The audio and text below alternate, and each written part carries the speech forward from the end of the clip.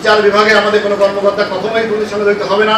আপনারা সকলে জানেন যে গত 19 তারিখে আমি এখানে যোগদান করেছি। ওই দিনই আপনার সঙ্গে আমাদের প্রথম কথা হয়েছে। আমরা আসলে পরিবর্তিত সমাজে আসছি, বিচার ব্যবস্থার আমরা উন্নয়ন করার কথা শুধু বলেছি।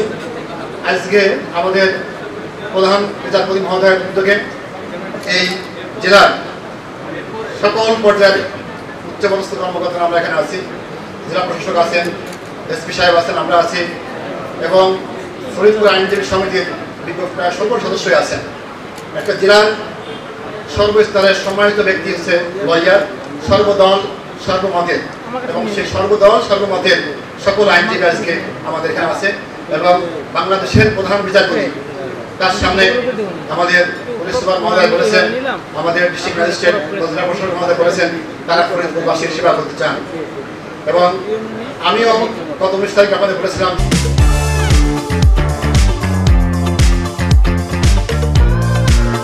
যে আমরা একটা পরিবর্তিত রাষ্ট্রের কাঠামোয় আমরা আসছি।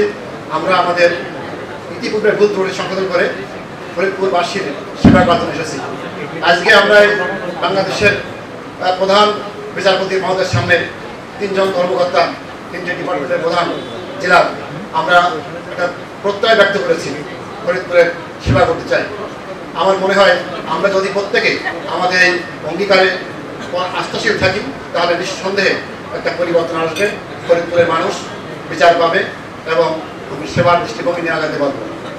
আমি মাননীয় প্রধান বিচারপতি মহোদয়ের সম্মুখে এবং আইনজীবী সমিতির সকল সদস্য বলতে চাই যে আমরা ইতিপূর্বে বলেছি আগের ভুল ত্রুটি থাকতে পারে, কিন্তু আমরা দুর্নীতির জায়গায় একেবারে জিরো টলারেন্স।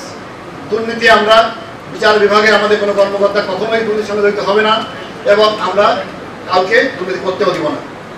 আমি আমার বক্তব্য দীর্ঘায়িত করবো না, আপনাদের সকলের কাছে দোয়া চাই যেন আমরা আমাদের এই যে প্রত্যয় ব্যক্ত করলাম, যে অঙ্গীকার ব্যক্ত করলেন আমাদের 3 জন কর্মকর্তা, যেন এটার উপর আমরা আস্থাশীল থাকতে পারি।